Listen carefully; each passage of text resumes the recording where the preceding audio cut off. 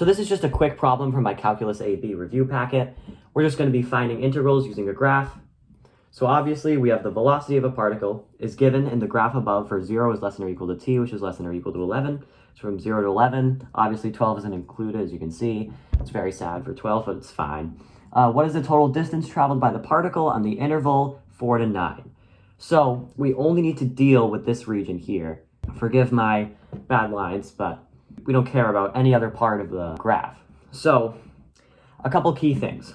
This is a velocity graph, so we can write it as v of t. But we need to find the total distance traveled by the particle on the interval from 4 to 9. So how do we find distance from a velocity graph? Well, that's where the integral comes in. So if you take the integral, that's a horrible integral sign, but I'm sorry. If you take the integral of the absolute value of a velocity function, then you get the distance traveled by the particle. So why the absolute value? Well, distance doesn't matter for direction. Let's say my brother travels 1 mile north and then 1 mile back. At the beginning and the end of his journey, his position wasn't different. But that doesn't mean he didn't travel any distance. He traveled 1 mile north and 1 mile back south, so 2 miles in total.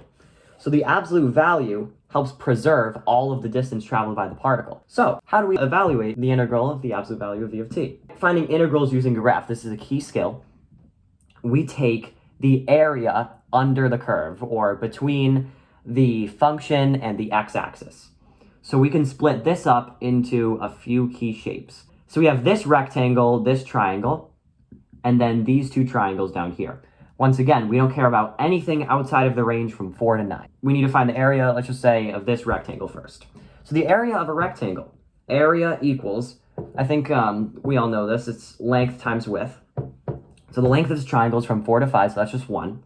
And the width is from 0 to 2, so that's 2.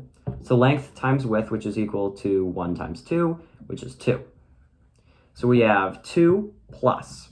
Now we just find the other areas.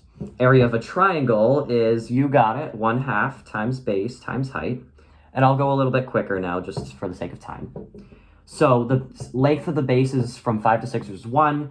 The height is from 0 to 2. So 1/2 times 1 times 2, which is just 1. So 2 plus 1. Remember, even though we're under the graph, we're still going to be adding the numbers because of the absolute value. So area is the same because the base is 1 from 6 to 7, and the height is from 0 to -2. So that will be 1 again. And then the area of this triangle has a base of from 7 to 9, which is 2, and a height of 0 to -2, which is 2. So area equals 1/2 times 2 times 2, which equals 2.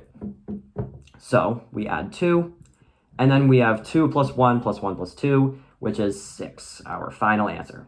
So the total distance the particle traveled on the interval from 4 to 9 is 6. If you have any questions, leave them in the comments below. Otherwise, like and subscribe. I hope this helped.